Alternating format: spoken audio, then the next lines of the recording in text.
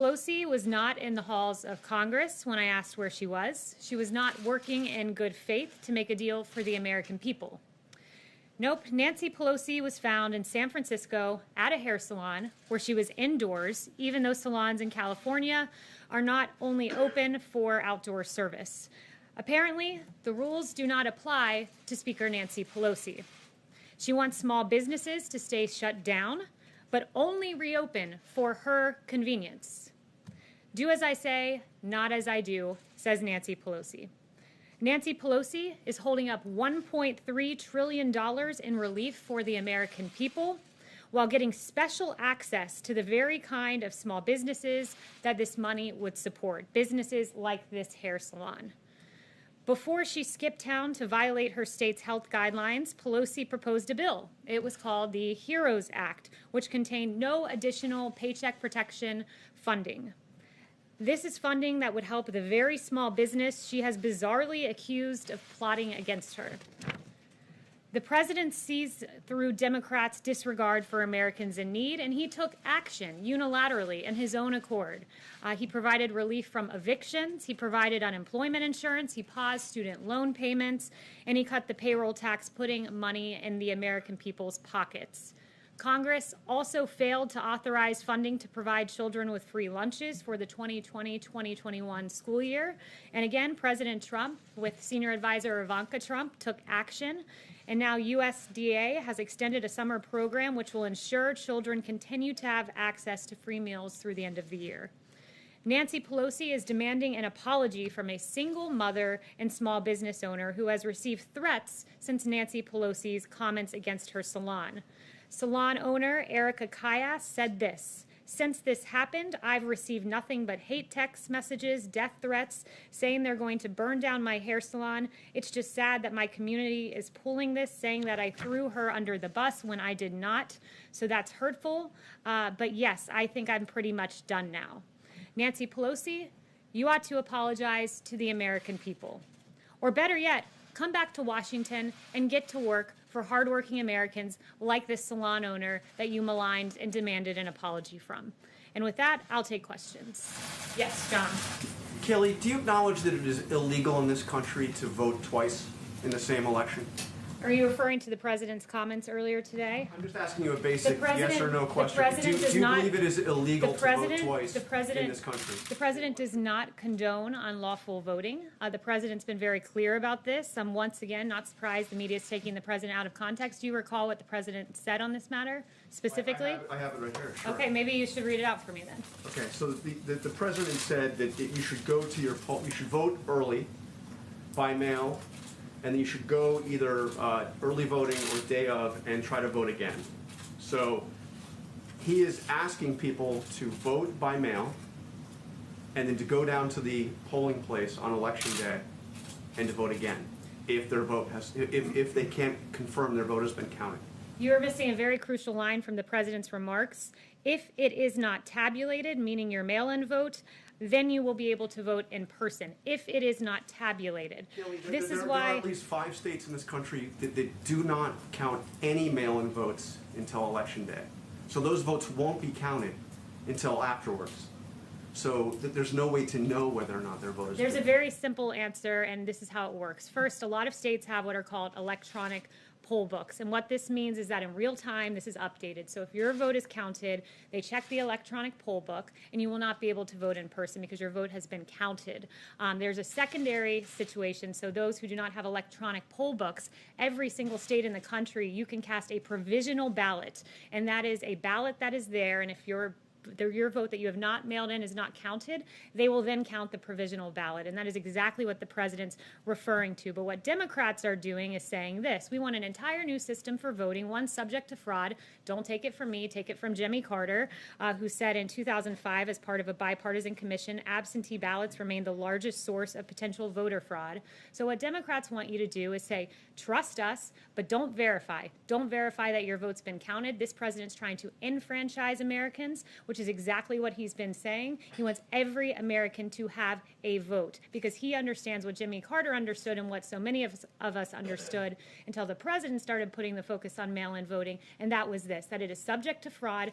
Every vote should count, and every American should verify that their vote is counted by going to their polling location. What do you say to the executive director of the North Carolina Board of Electors who says that this would create a big problem on election day? What I would say is that the president has laid it out very clearly. You should verify your vote. And not only that, I would point them to the fact that in 2016, before we tried this entire new system of mass mail-out voting, 319,000 votes were not counted that were cast by mail. 319,000 in an election that came down really to 80,000 votes in Pennsylvania, Wisconsin, and Michigan. That's untenable, and hundreds of thousands more will not be counted with the Democrats' fraudulent mass mail-out voting system. The president wants enfranchisement, plain and simple. John. Can I ask you a process and jurisdiction question? The president signed a memorandum last night directing federal agencies to look at funds that might be withheld to cities that do not do enough to restore law and order. By what authority does the president believe he can do that?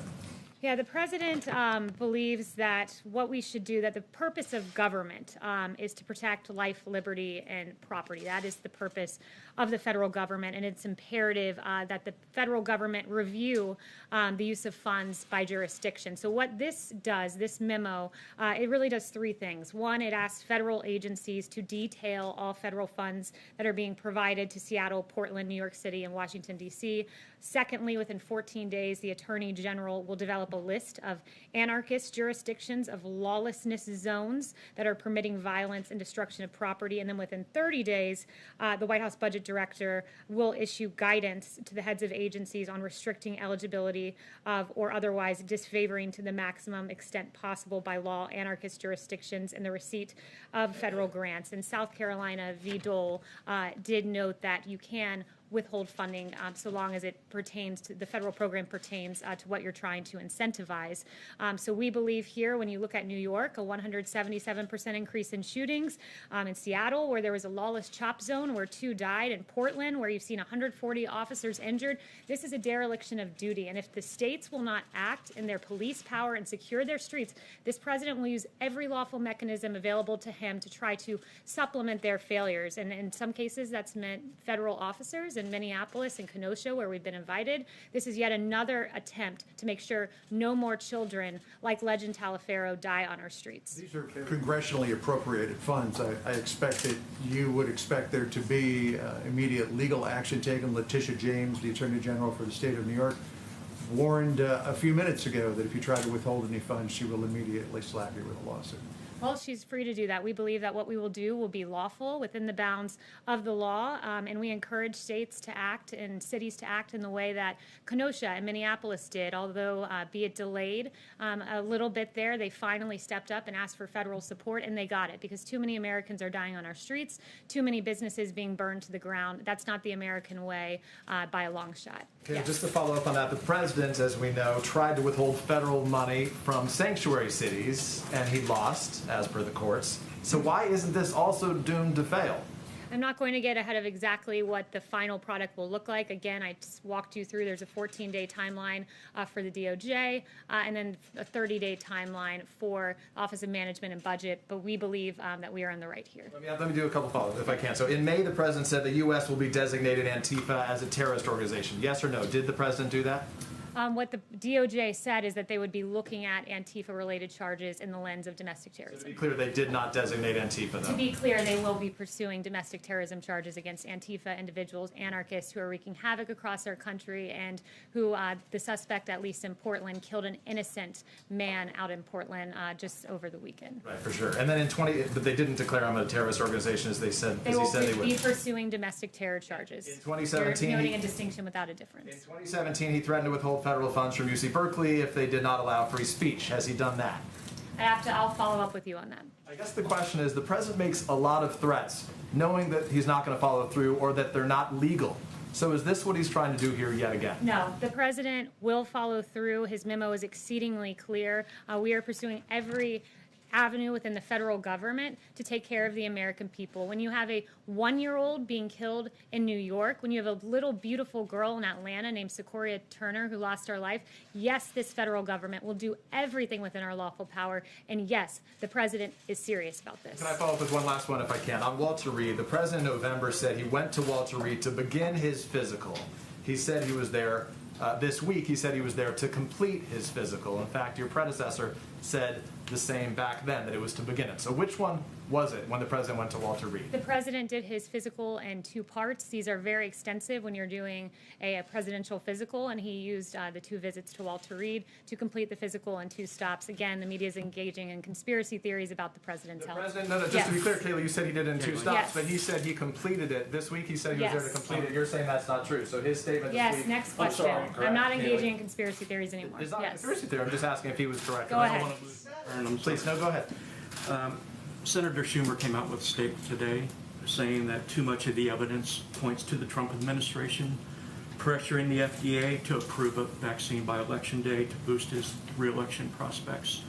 Can you assure the American people that if a vaccine does come out before Election Day, is approved before Election Day, that it is safe and effective? And can you address his assertions that you are pressuring the FDA to come up with a vaccine before Election Day? No one is pressuring the FDA to do anything. This is, again, a bizarre theory spun up by CNN, among others. Let me note that the FDA, you had Dr. Hahn who said this, I can assure you 100% that the president has never pressured me to make a decision regarding any regulatory aspect of the FDA's work. He said that just a few months ago. It is absolutely the case. You had Secretary Azar saying this morning about the vaccine, whether it's October 15th or November 1st or November 15th, this is all about saving lives. You've had Dr. Fauci say, we in fact briefed the president today. This was a few weeks ago about this in the Oval Office. I was there for that briefing. And Dr. Fauci said there is no political pressure that I have seen at all to move quickly. This president wants to break through regulatory barriers to get a vaccine as safely to the American people as quickly as possible because lives are at stake, but he will not in any way sacrifice safety and making sure that this is 100% airtight before the American people receive it. So the priority here is saving lives, safety, and there will be a safe and effective vaccine in the works. And again, I think the CNN spinning up this conspiracy theory, it all was based upon the CDC career. Brought this up. Yes, and CNN was peddling a theory on this as well. Basically, you had career officials at the CDC who made a decision, who spoke with states about distributing vaccines. We're preparing in advance to have a safe and effective vaccine distributed because unlike the Obama administration during swine flu, they had real problems in that regard. The Obama administration promised 100 million doses by October. They then reduced that number to 40 million for the swine flu. By mid-October, when demand for a vaccine was at its highest, supply fell dramatically short with as few as 11 million doses on hand. You even had their CDC director saying, we are nowhere near where we thought we'd be by now. We are not near where vaccine manufacturers predicted we would be. We share the frustration of the people who have waited online or called a number or checked a website and haven't been able to find a place to get vaccinated. Unlike the Obama-Biden administration, we make plans in advance. It's why we have contracts for 100 million of vaccine production in advance, and it's why CDC career officials have worked with all 50 states to make sure that we can distribute this vaccine. We do our homework in advance, unlike Obama-Biden. Kayleigh, just Yes. another one. So,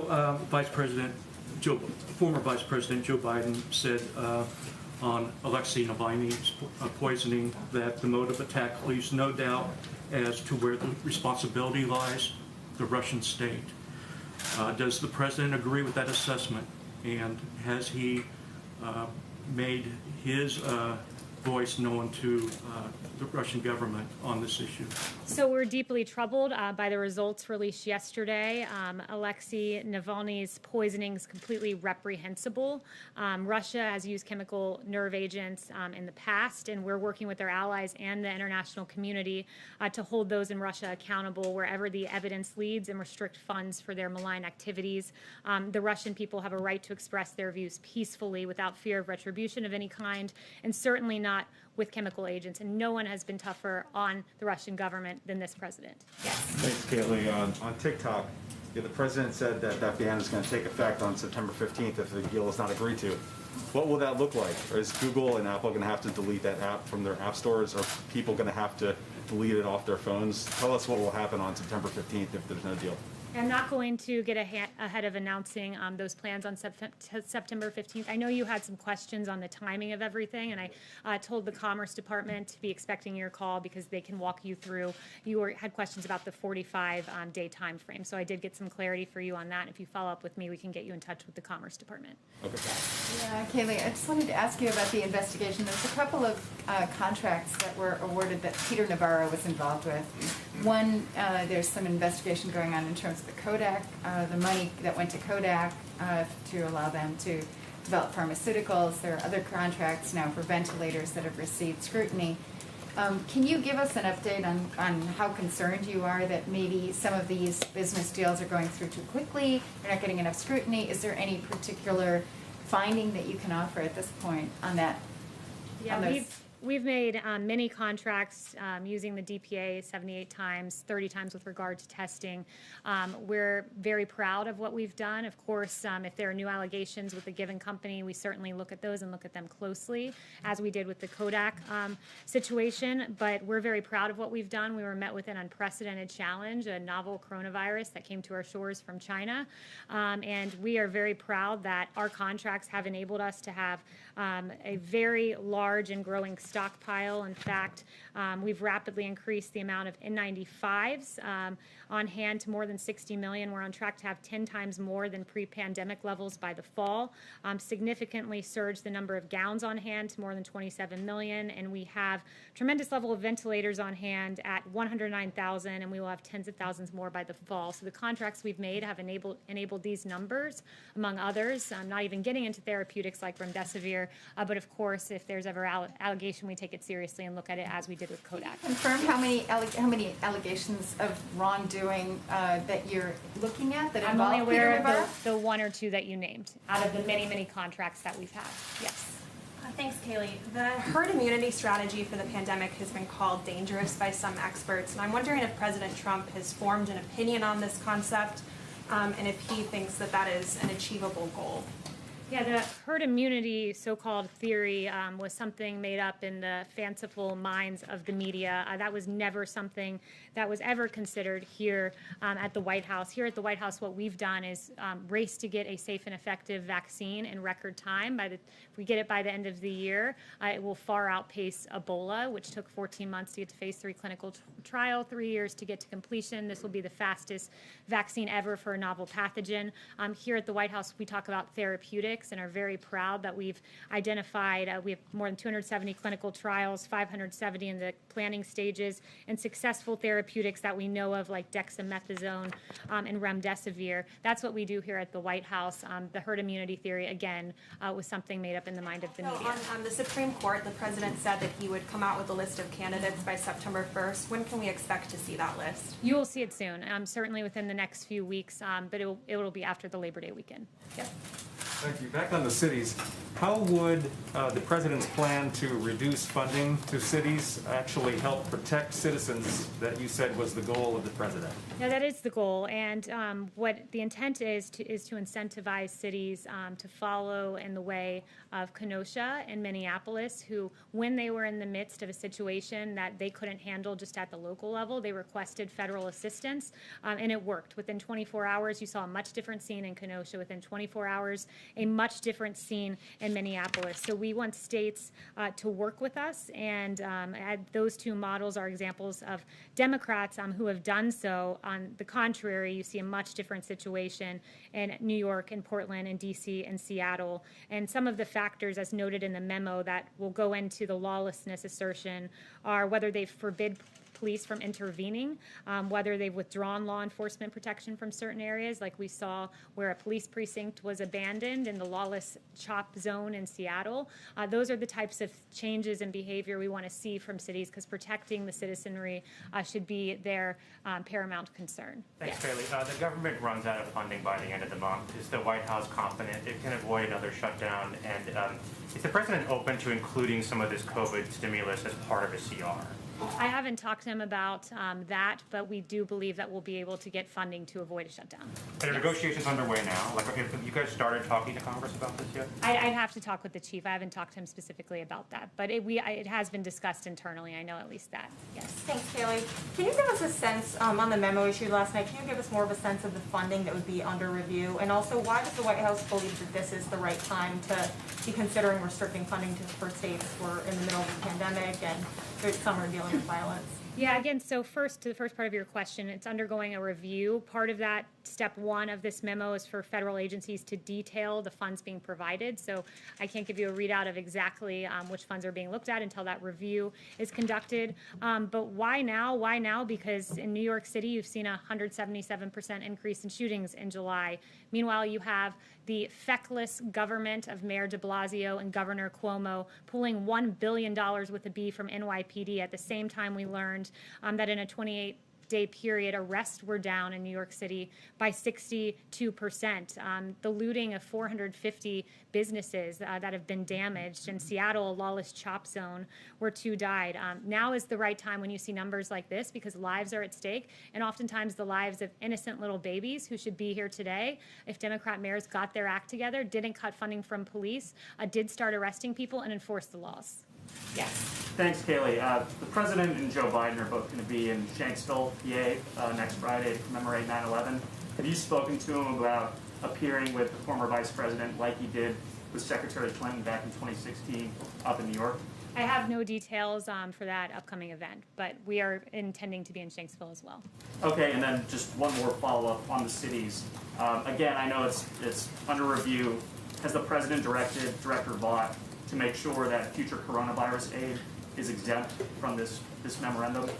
I don't see in what universe that would be connected to the issue at hand, which is ensuring lawfulness in the cities. FEMA or HHS or anything like that. But again, I don't want to get into the specific funding ahead of the review process that is ongoing. Yes. Are we all set? Okay, there we go. Yep. Thank you. Facebook said earlier today that it would be removing the post where the president was talking yesterday with a local reporter about voting twice if it's not corrected and if it doesn't indicate that the president was wrong in those assertions. What do you have to say about Facebook's move on this post?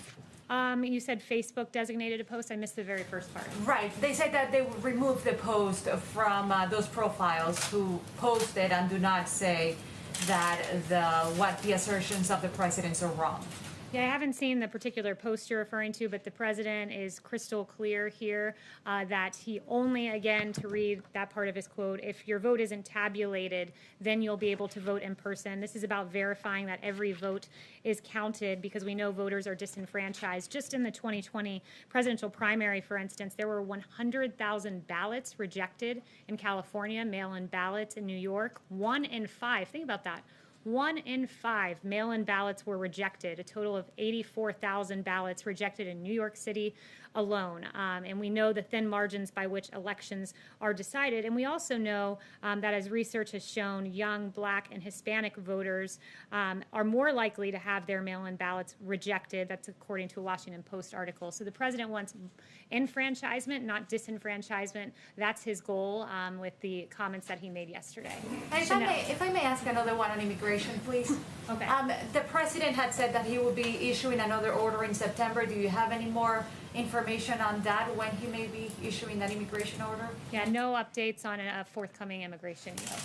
Thank you, Kayleigh. If you mentioned role model cities like Kenosha, if, say, Mayor de Blasio and Mayor Bowser, for instance, if they were to this week take specific actions and get some of the law and order back under control, would this memo continue to go forward, or would you continue to propagate the plans listed in this memo from We yesterday? have to see a radical change in behavior from the mayor of D.C. who allowed a church to burn, from the mayor of Portland who stood with the protesters only to be chased out of his own home, the windows shattered of his building by the very protesters he deemed peaceful who were actually anarchists who took the life of a 39-year-old man this past weekend.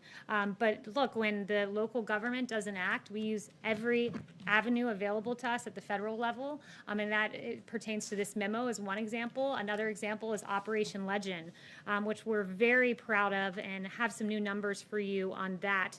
Since the operation's launch, more than 2,000 arrests, including 147 homicides, have been made. More than 544 firearms have been seized, and more than those are illegal weapons, and more than 7 kilos of fentanyl, 14 kilos of heroin, 12 kilos of cocaine, and 50 kilos of methamphetamine have been seized. And of the individuals arrested, 476 have been charged with federal offenses. And there's a detailed readout from DOJ of each offense and the great work that our federal law enforcement officials have done. So thank you to our police. Thank you to our federal law enforcement. You keep us safe when Democrat mayors and derelict governors do not. Thank you.